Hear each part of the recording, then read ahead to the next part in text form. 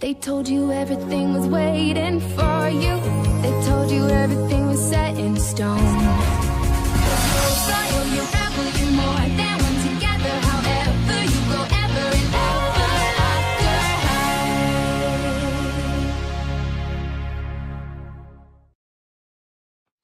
high. Cerise Hood era într-o dispoziție minunată. Nici măcar un prinț zărit prin apropiere n-ar fi scos-o din starea asta. Le-a lăsat până și pe căprițe să-i facă poantele la casteleterie. Până și pe Raven Queen a lăsat-o să-i repare oglindofonul. Nici o grijă, Riva. Wow! Nu cred că te-am văzut vreodată așa de fericită. Merg împreună cu părinții mei la un picnic în pădurea fermecată după ore. Ce tare! Dar dacă vă vede cineva, s-ar putea ca secretul vostru să iasă la iveală. Bună, domnule luprău! Du-te din calea mea!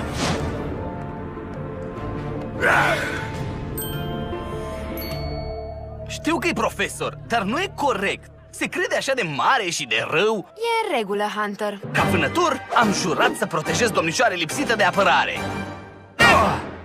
V-a deranjat domnișoare sau fără apărare?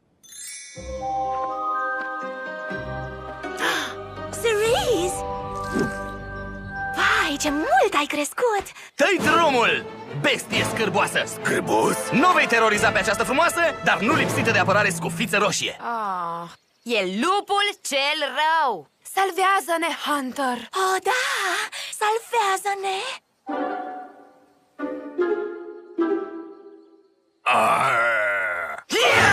Nu face rău, eroule, vânătorule!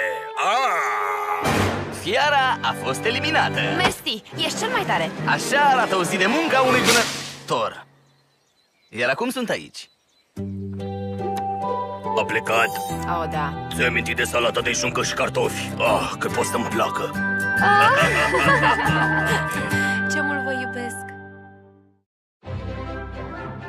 Nu cred că vorbești serios. Sunt evident mai mulți rebeli la Ever After High decât aristocrați. Punem pariu? Ce zici de Apple White? Ea încurajează tradiția regală, în timp ce continuă să fie cea mai frumoasă dintre toate. Sigur, dar rebela Raven Queen întâmplător își rescrie destinul.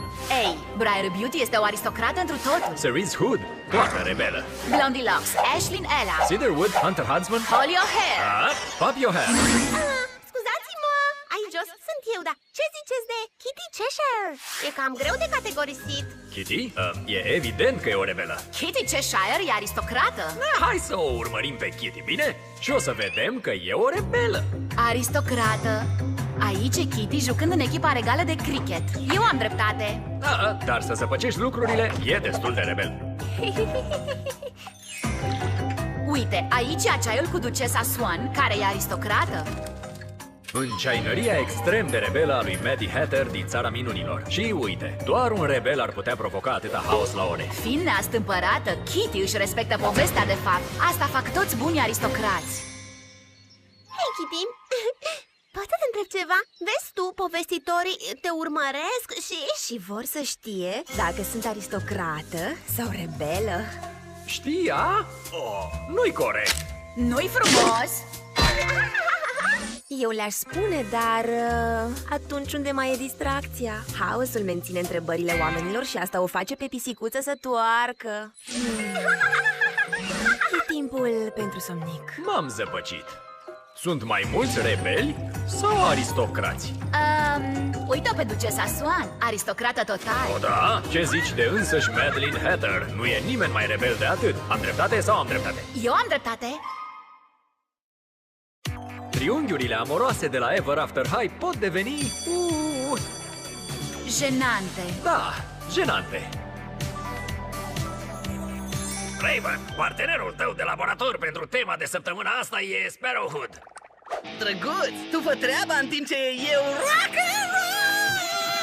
Fantastic. Și Cupid, tu ești cu Dexter.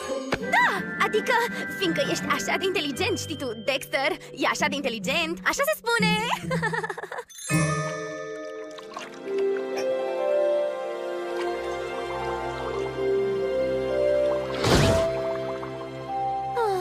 Știu ce am de făcut.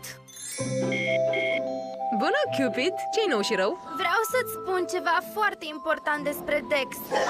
Ce numele regatului? Nu e nimic rău. Briar, ce s-a întâmplat? Am încercat să călăresc un dragon. Ha! Bine că aveam parașuta la mine. Eu doar vreau să schimb partenerii de laborator pentru că Dexter e îndrăgostit de tine. Bună, Cupid! Nu o să dureze mult. Am sunat-o pe Raven și am spus că tu... Oh, nu! Nu, e în regulă. S-a bucurat mult, de fapt. A fost cât pe ce? Tu și Raven o să fiți grozavi împreună. Sunt convinsă de asta. Hei, Cupid! Ce încercai Îmi să-mi pare rău spui pentru când, ieri.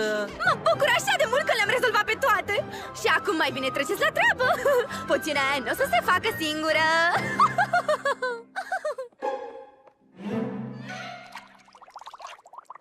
Cupid! Grozav! Pot să-mi amesteci o poțiune de dragoste? Și astfel, se pare că triunghiul acesta amoros nu se va sfârși prea curând. Bănuiesc că nu până la adânci bătrâneți.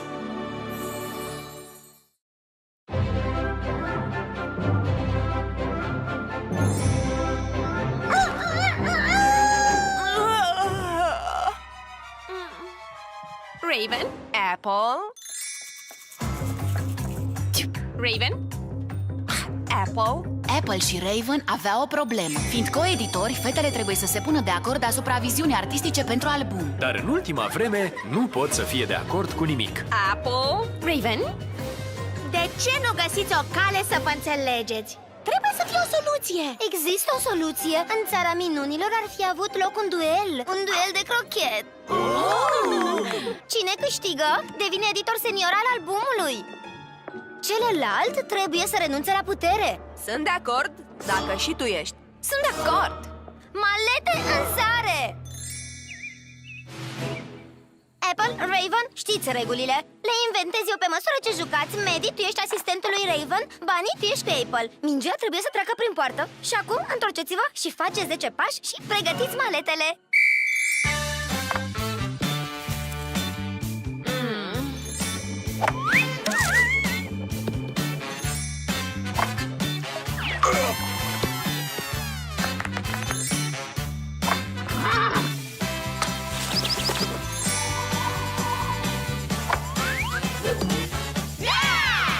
Bine jucat!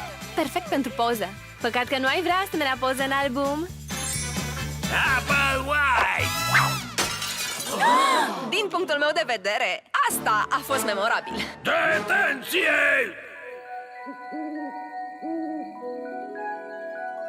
Totul este să dăm ce avem mai bun.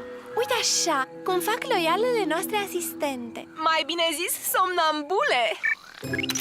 Ei bine, câștigătorul decide. Bine, hai să terminăm jocul. Remiză!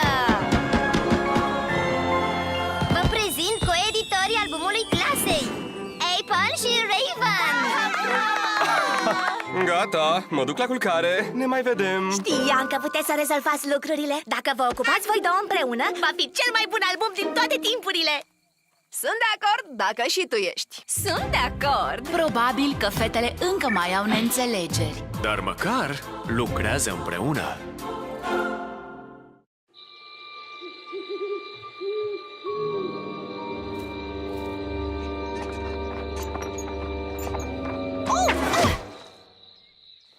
Stați un pic! M-au împiedicat o buturugă cu mușchi. Eu nu sunt buturugă cu mușchi. Ghizul Widget, drăcușorul sunt eu. Și ce mare noroc a avut ai că de mine te-ai poticnit. Tu, cine ești sau ce? Vă voi îndruma personal, dragi oaspeți, la petrecerea secretă a dorințelor voastre. Urmați-mă! Veți avea parte de așa o surpriză.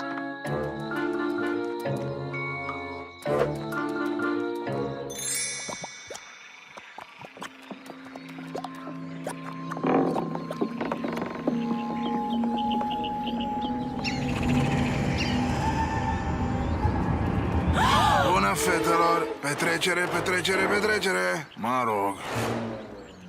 Asta nu e Codrufest, nu-i așa? Eu sunt Beagle Waggle și asta e mlaștina mea. Voi sunteți oaspeți la petrecerea mea.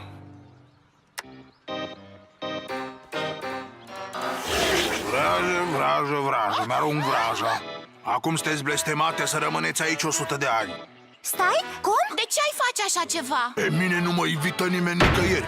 Așa că dau petrecerea mea la concurență cu Codru Fest. Vă ordon să vă distrați! Hai! Nu poți ordona cuiva să se distreze. Nu e de mirare că nimeni nu te invită nicăieri, la cât ești de nepoliticos. Dacă vrei să fii invitat undeva, trebuie să începi să te porți mai frumos. Și n-ar strica dacă ai avea puțină grijă de aspectul tău. Blondie, geanta.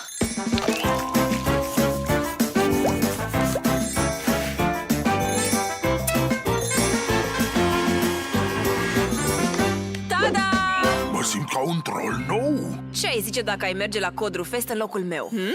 Tu ai face asta pentru mine? Sigur. Aș fi lăsat-o pe fata aia, Faye Bell, să meargă în locul meu dacă n-ar fi fost așa de insistentă. Nimeni nu s-a purtat cu mine așa de frumos. Ridic blestemul! Pe aici, spre pădurea fermecată. Super! Se pare că singura care s-a împotmolit ești tu.